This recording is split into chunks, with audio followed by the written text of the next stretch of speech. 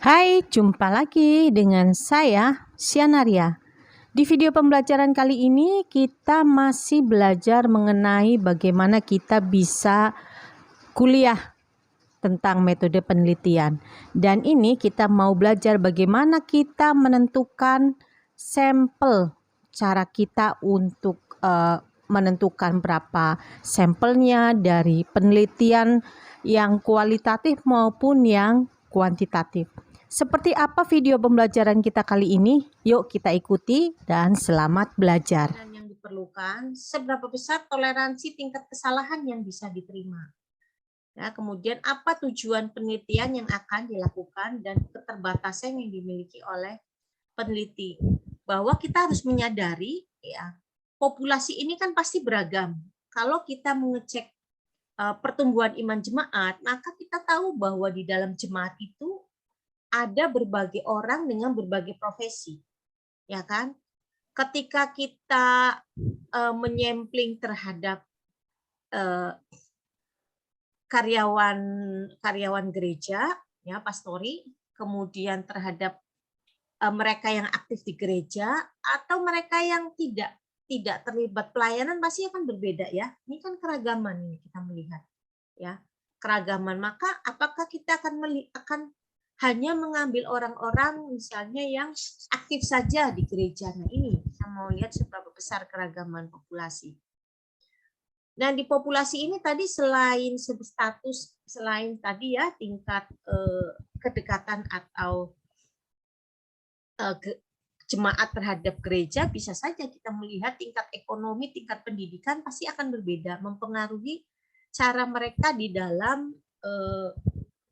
memutuskan untuk bergereja pasti akan berbeda ya. Kalau gerejanya adalah yang saya ceritakan pernah orang-orang mahasiswa ya yang datang hanya untuk kuliah hanya sekian tahun kemudian pergi ya, pasti mungkin tingkat sense belongingnya akan berbeda dengan jemaat yang memang dari kecil di situ sampai besar sampai tua misalnya ya di situ ya, pasti akan berbeda. Dengan tingkat pendidikan yang jemaat pendidikannya SMA dengan jemaat yang pendidikannya sarjana pasti kebutuhannya akan berbeda. Yang sarjana pasti dia pingin khotbahnya kok kayak gitu ya, kayak anak-anak ya, khotbahnya yang harus tinggi dikit nah ya. Kemudian bahasanya juga harus tinggi sedikit gitu ya. Seperti itu kan ya, tingkat keragaman. Kemudian seberapa besar tingkat keyakinan ya, keyakinan bahwa populasi itu memang sudah sesuai dari yang kita harapkan. Kemudian ada toleransi tingkat kesalahan. Jadi di dalam statistik ini ada tingkat kesalahannya mau berapa? Mau 1%, 5%, atau 10%. Semakin kecil tingkat kesalahan, maka jawaban yang kita dapatkan akan semakin tinggi. Semakin kecil tingkat kesalahan, maka jumlah sampelnya itu pasti akan lebih tinggi. Ya, ada rumus yang akan menghitung mau kesalahan berapa persen ya. Standar error, sehingga kalau misalnya kita suka perhatikan di lembaga survei itu kan selalu ada ya standar errornya berapa, pasti dia akan harus sebutkan gitu ya, tidak bisa gitu tidak disebutkan standar errornya berapa, 5%. Artinya dari hasil itu kira-kira 5% kurang atau 5% lebih, nah itu standar error ya. Disinilah ya toleransi tingkat kesalahan. Jarang lembaga survei bilang tingkat kesalahan 1%, berarti dia surveinya itu detail banget gitu ya. Begitu detail banget tadi biayanya yang dikeluarin itu mahal. Ya sehingga ya 5% cukup lah. Nah, tadi tujuan penelitiannya apa supaya tadi ya bisa menjawab tadi keberagaman, tingkat keyakinan ya dan keterbatasan yang dimiliki oleh peneliti. Ingatlah bahwa peneliti itu memiliki keterbatasan dari soal waktu, soal biaya ya kan, akses untuk mendapatkan data. Kalau saya kemudian melakukan survei ya di gereja yang saya tidak jadi jemaat situ, pasti saya butuh big effort ya yang lebih gitu ya untuk saya bisa masuk meneliti di jemaat tersebut. Tapi kalau misalnya saya bergereja di GKI, kemudian saya ingin meneliti jemaat di GKI, saya kan sudah kenal key person di situ ya. Pendetanya sudah saya tahu, kemudian bagian data jemaat saya sudah kenal. Ya, kalau saya mengalami kesulitan, saya pasti tinggal tanya ini, tanya si A, tanya si B, saya mendapatkan jawaban. Tetapi ketika misalnya saya melakukan yang di HKBP ya pasti saya nggak tahu nih resource-nya siapa, sumber dayanya siapa, apakah gembalanya gitu ya, apakah sintuanya, kita kan nggak tahu ya. Jadi kita perlu untuk tahu gitu ya, supaya keterbatasan kita miliki itu bisa diminimalisasi. Prosedur penentuan sampel, ya, penentuan sampel prosedurnya adalah mengidentifikasi populasi target. Ya, kita mau meneliti di mana? Berarti itu populasi target kita. Kita mau meneliti mengenai pertumbuhan ibadah jemaat ya, kemudian komsel ya, kemudian kepemimpinan gembala terhadap pertumbuhan iman. Terhadap pertumbuhan iman di gereja mana? Ya kan, gereja misalnya HKBP ya, HKBP Kota Bogor. Nah, kita menentukan ya. Populasi kita tadi ada di meja, Nak. Populasi kita adalah HKBP di Kota Bogor ya. Jadi kita tidak mencari sampel di kota lain ya, gereja lain tidak jelas. Kemudian memilih kita kerangka sampel. Nah, tadi kira-kira siapa sih yang kita mau jadikan sampel siapa? Apakah para pengerja gereja? Kalau kita mau bicara misalnya mengenai kemampuan manajerial gembala, ya berarti misalnya kita mau melihat terhadap kemampuan manajerial gembala ya di pastori. Misalnya kita tujuannya itu berarti kita hanya mencari orang-orang yang berhubungan dengan gereja secara administratif. Ya, kita memilih nih kerangka sampelnya. Oke, di HKBP ya. Secara administratif tadi kita sudah menentukan. Kita pakai metodenya. Mau pakai metode apa? Ya, ada caranya nanti kita akan belajar. Kemudian kita merencanakan prosedur pemilihan unit sampel, ya menentukan ukuran sampel berapa jumlahnya, kemudian unit sampel, kemudian baru kita melaksanakan kerja di lapangan. Misalnya seperti ini ya. Populasi mahasiswa jurusan manajemen di Unsur angkatan 92 ya, kerangka sampelnya adalah ada misalnya 95 orang ini namanya ya. Kemudian kita menentukan teknik samplingnya, probabilitas simple random sampling. Jadi samplingnya acak, ya siapa aja. Kita nganggapnya kita nggak peduli apakah dia IP-nya tinggi, apakah dia laki-laki atau dia perempuan misalnya kan, karena random. Ya pokoknya dari 95 ini kita tentukan ya random, acak aja. Setelah populasi ditetapkan, kerangka sampling dibuat, teknik sampling simple random sampling, maka kita dilakukan pengundian. Ya, misalnya kita untuk menentukan ukuran sampel ya kita tetapkan 20 orang dari 95 kita tetapkan 20 orang berdasarkan undian ya dari orang 1 sampai 95 ternyata inilah nomor-nomor 20 orang yang akan kita sampling. Jadi random. Kan dari ini kita nggak tahu ini ya orang ini tingkat ekonomi keluarganya seperti apa, kemudian prestasinya seperti apa, kita nggak tahu. Pokoknya kita pakai nomor aja. Nomor 02 si Ropik berarti nomor 05 si Anu misalnya ya, nomor 08 si ini. Nah, ini yang kita ambil ya berdasarkan unit sampel random. Kemudian ada cara-cara ya pedoman dalam menentukan sampel.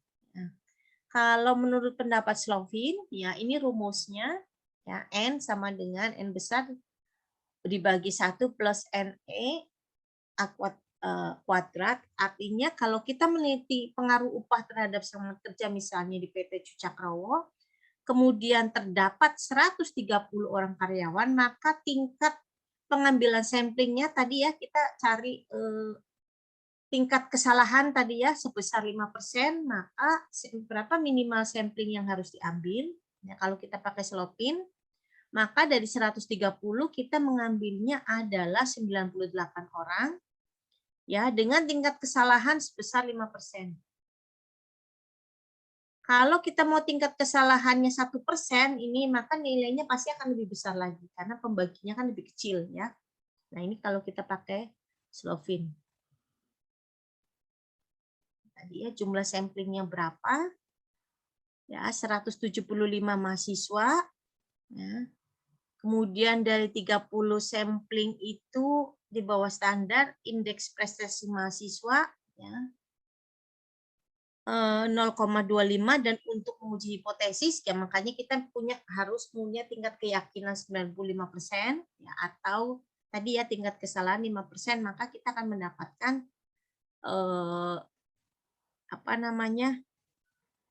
ini standar deviasi ya, standar deviasi indeks prestasi, maka kita mengambil sampling dari 175 adalah 62.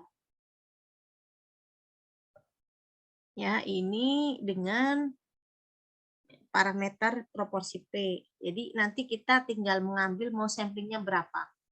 Biasanya sih kalau jemaat-jemaat itu kita suka ngambil sampling paling mudah langsung ditembak aja 40 gitu ya. Simple random sampling. Simple random sampling merupakan teknik pengambilan sampel yang memberikan kesempatan yang sama kepada populasi untuk dijadikan sampel. Jadi kita tidak memikirkan ya, dan kita menganggap bahwa anggota populasi itu tidak memiliki strata atau dia kita anggap homogen.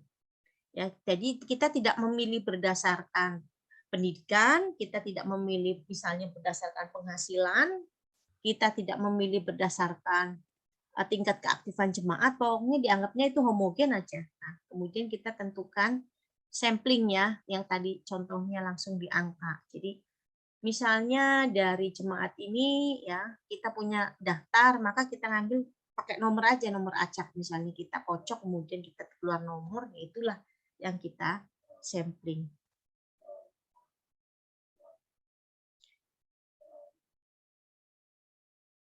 Sistematis random sampling, jadi cara pengambilan sampling di mana sampel pertama ditentukan secara acak, sedangkan sampel berikutnya berdasarkan interval tertentu. Jadi kita acak misalnya ya dari jumlah 40 kita acak sampel pertamanya kita acak, kemudian yang berikutnya kita pakai interval, misalnya interval 5, jadi semua yang absensinya 5, nah itu sistematis. Semua yang absensinya ganjil, supaya mudah misalnya, semua mahasiswa yang punya nomor induk ganjil kita sampling. Itu kan sebenarnya random, tapi randomnya sistematis. Ya. Yang nomor mahasiswanya ganjil tinggal di tempat, ya kita akan melakukan survei. Berarti ya tadi ya secara sistematis aja.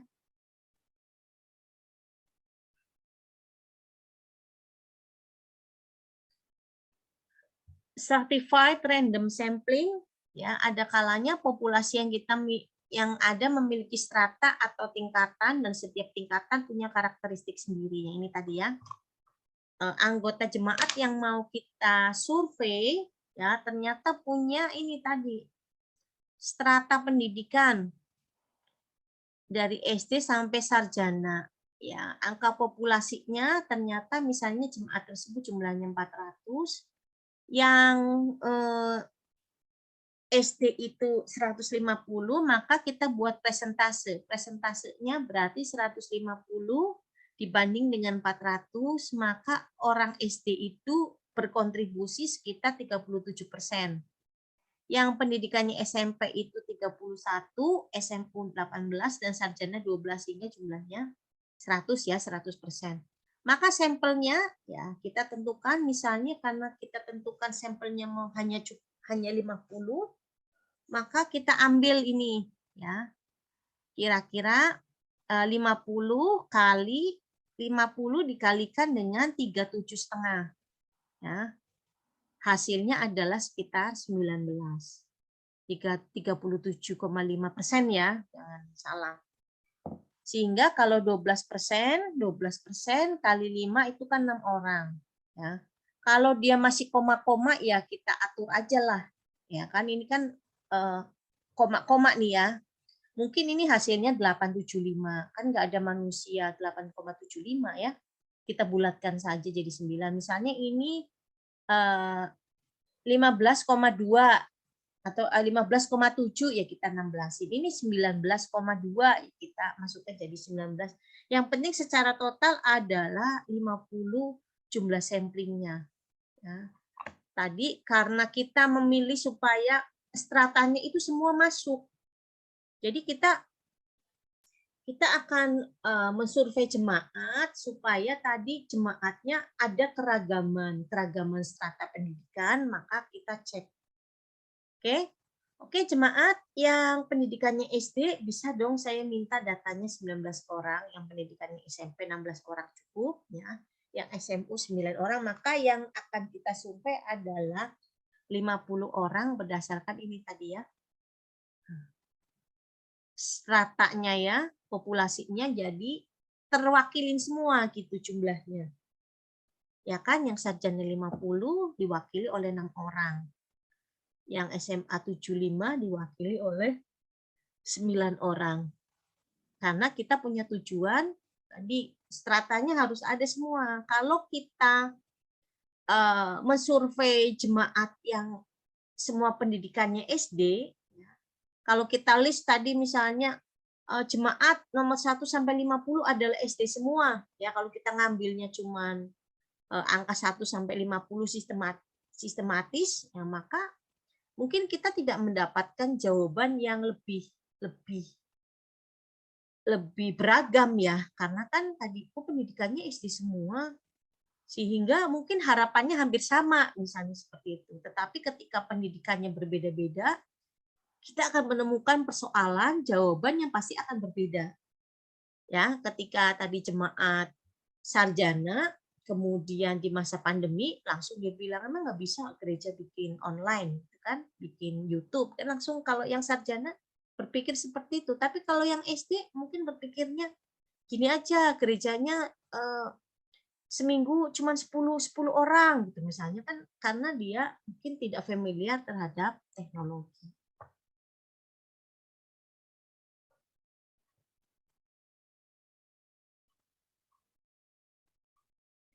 Kemudian disproportional random sampling ya, tadi kita sudah mendapatkan 50.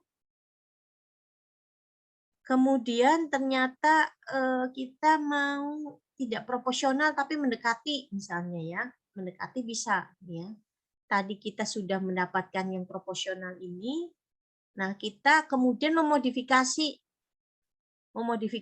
boleh ya, tidak disproporsional tapi kira-kira mendekati, boleh nggak? Boleh. Karena ternyata yang sarjana ini kita pengen ya, sarjana ini kan cuma 3 orang.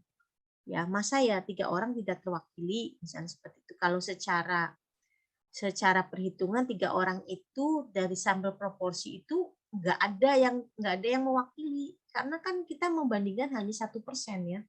1% kurang ya, 1% kurang dia tidak terwakili, sehingga kita bisa kita untuk yang sarjana semua kita survei ya, 3 orang ini kita survei. Kalau secara proporsional maka nggak ada jatahnya nih buat yang sarjana. Nah, tapi kita mengejas gitu ya, sarjana cuma 3 ya kita ambil 3-3-nya atau kita ambil 2 boleh. SMU ya kita tadi 15 karena tadi kita ngambil untuk bagian sarjana maka kita kurangin 1 ya, kemudian SMP kita kurangin 1 dan SD kita kurangin 1 supaya dapat jatahnya buat yang sarjana ini ya, sehingga ini kan harus kurang 1 supaya bisa jadi sampel buat orang yang sarjana. Boleh nggak? Boleh. Ya, dengan pemikiran kalau sampelnya ini itu semua terwakili. Gitu. Masa ya sarjana cuma 1 orang, mungkin suaranya kurang kuat. Ya, jadi sarjana semua deh 3 orang itu. Walaupun secara proporsional dia sebenarnya nggak ada jatah gitu ya. Karena kan tadi cuma 1%, sehingga tidak terwakili. Kemudian kita mengejas, ya kita terwakilin lah cuma 3, tinggal kita ngurangin 1 dari SMP, SD sama SMP, SD sama SMA masih wajar lah ya, misalnya gitu kan. Kita mengurangi sampel satu-satu ini supaya sarjananya lebih terwakili.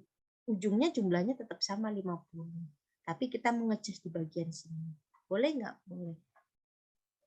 Karena tadi kita mengejar proporsional ya, mengejar keberagaman strata.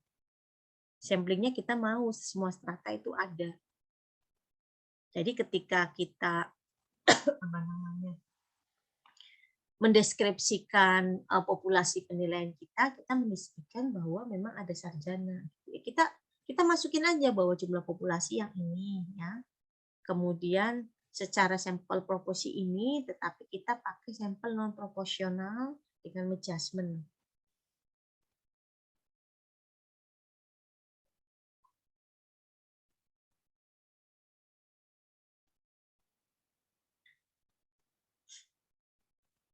Kemudian ada cluster sampling ya. Cluster sampling itu hampir sama dengan strata, stratified. Ya. Hanya membedakan jika kalau stratified itu jumlah populasinya relatif homogen, maka di cluster sampling anggota dalam klasternya bersifat heterogen. Ya, kita mau yang lebih beragam gitu ya. Seperti itu. Kita per klaster ya. Jadi kalau misalnya di sampling ini sudah Surabaya ini ada 4 kecamatan ya, maka kita cukup mengambil 1 kecamatan. Ya, Surabaya Selatan, kemudian kita mengambil Sidoarjo ya, kota kabupaten, kita mengambil Gresik, Bangkalan dan Lamongan. Kita tidak mengambil Surabaya dalam 4 kecamatan ini, cukup terwakili di Surabaya Selatan, yaitu klaster. Ya, memang sampling yang kita ambil adalah tempat ya, cluster. Kemudian double sampling atau multipass sampling,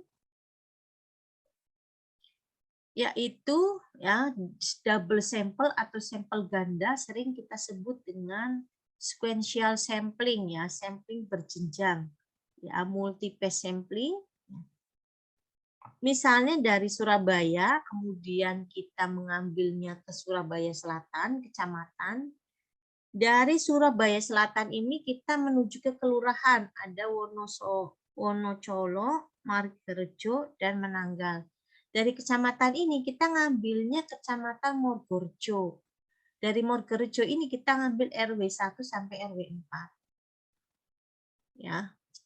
Ini kita menganggap ini mewakili sampling Surabaya, yaitu di Kelurahan Morgorjo RW 1 sampai RW 4.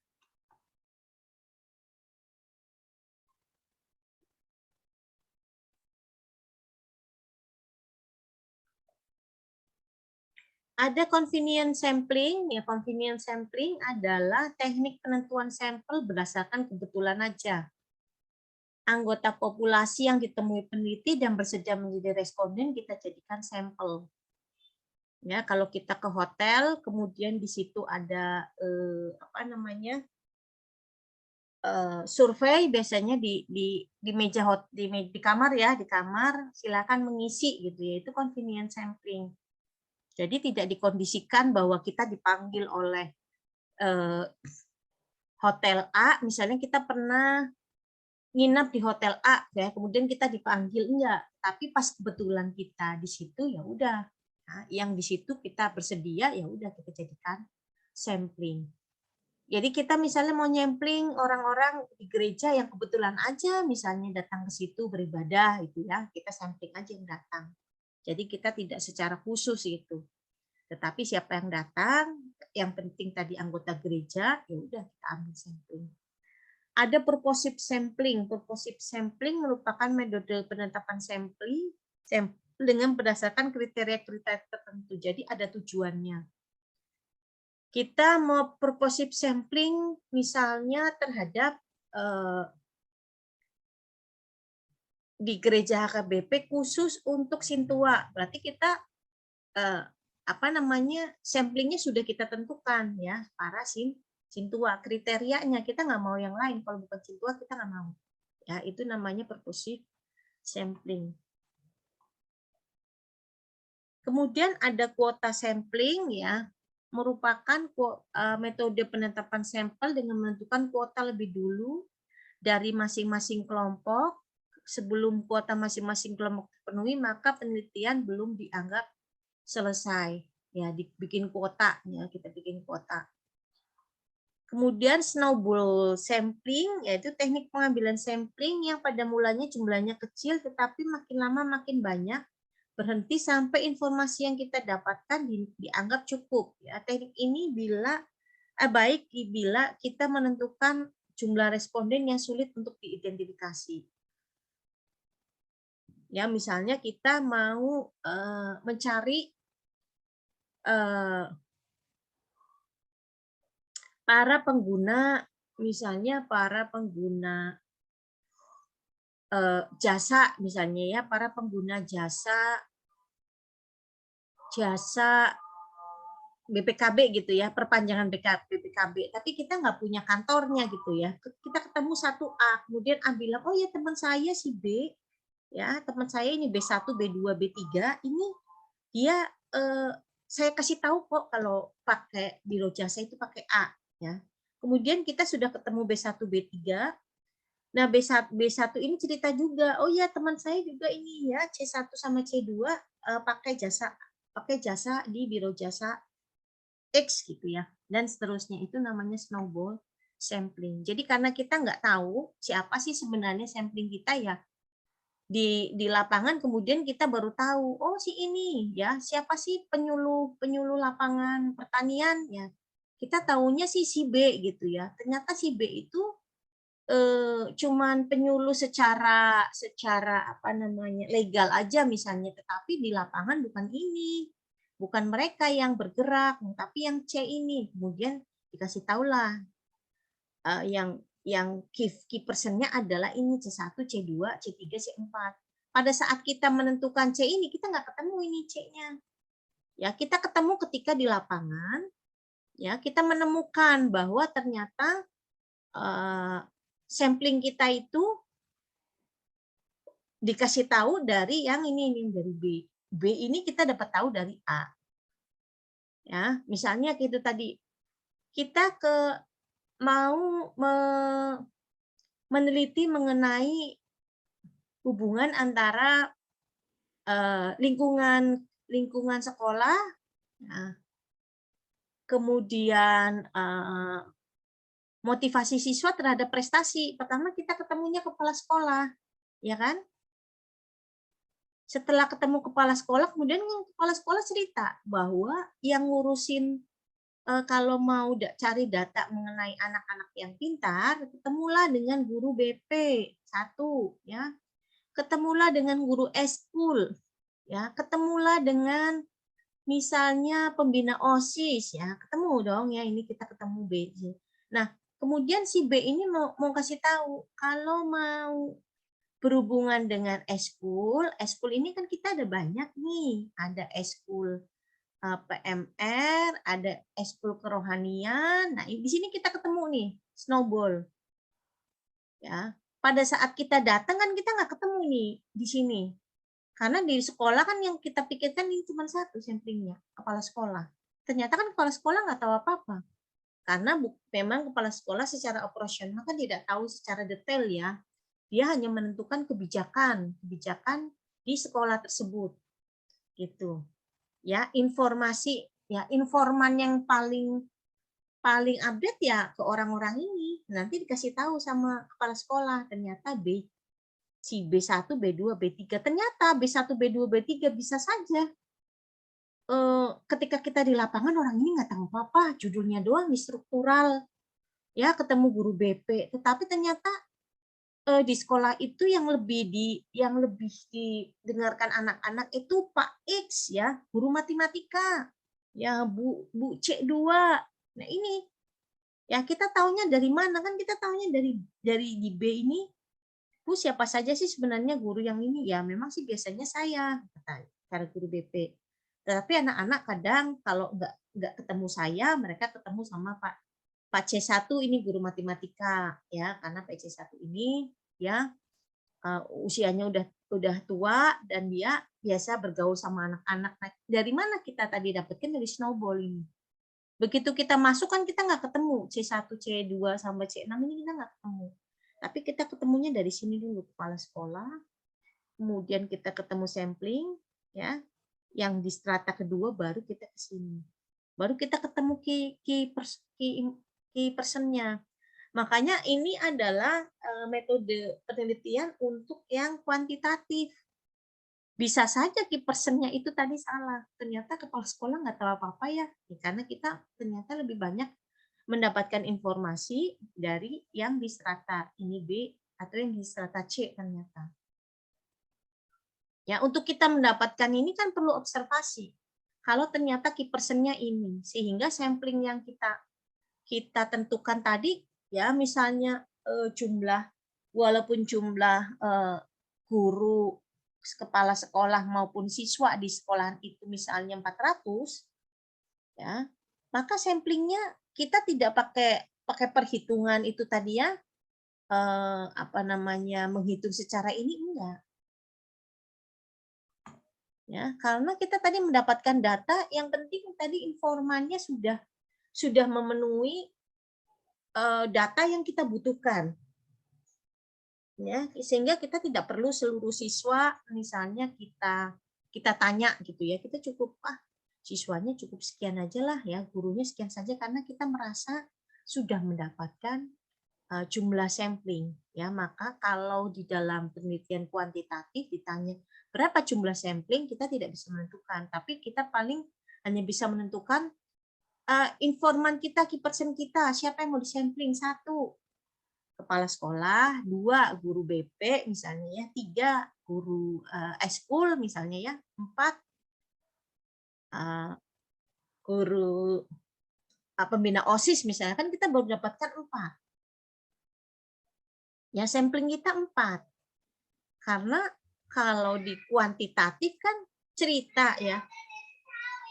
Ya, sebentar, dikit lagi nak, seperti itu. Bertambah gitu ya, bertambah dari 4% ini bisa saja nambah. Seperti itu snowball sampling.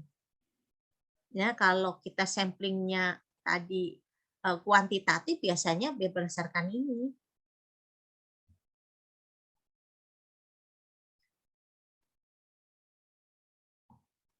Kalau kita ingin menanyai di kuantitatif kondisi jemaat, kita ingin secara kuantitatif, kita bisa mengambil proporsional aja, nggak usah banyak-banyak ya kalau kuantitatif lah ya. Kan rata-rata hampir sama. Ya, misalnya dari ini kita mau jemaat 15 aja lah, misalnya SD 3, SMP 3, SMU 3, sarjana 3. Nah, itu bisa saja. Walaupun tadi secara keseluruhan total jemaat ada 400.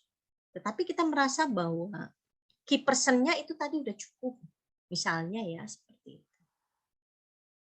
Oke, ada pertanyaan sebelum kita istirahat?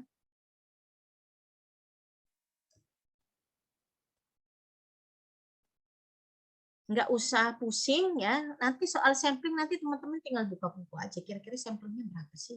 Ya, cari rumus aja.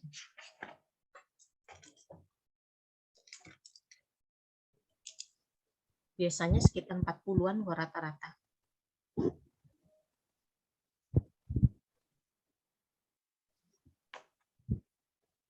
Ada pertanyaan?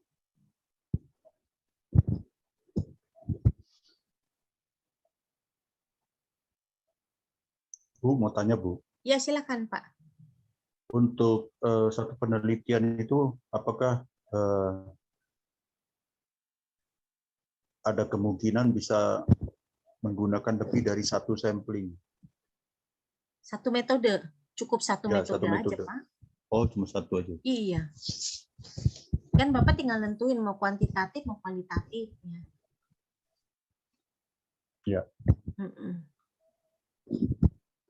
Itu kalau kualitatif kita nggak bisa menghitung ya, menghitung proporsional kita nggak bisa.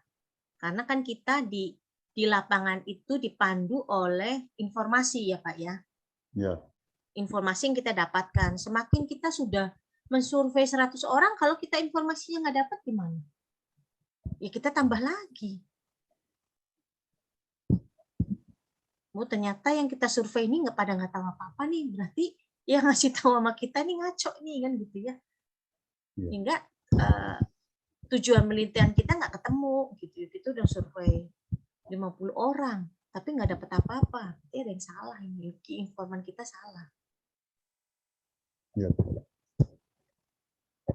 Tapi kalau kuantitatif, Bapak nentuin mau yang mana kan gitu, Pak, jelas. Ya.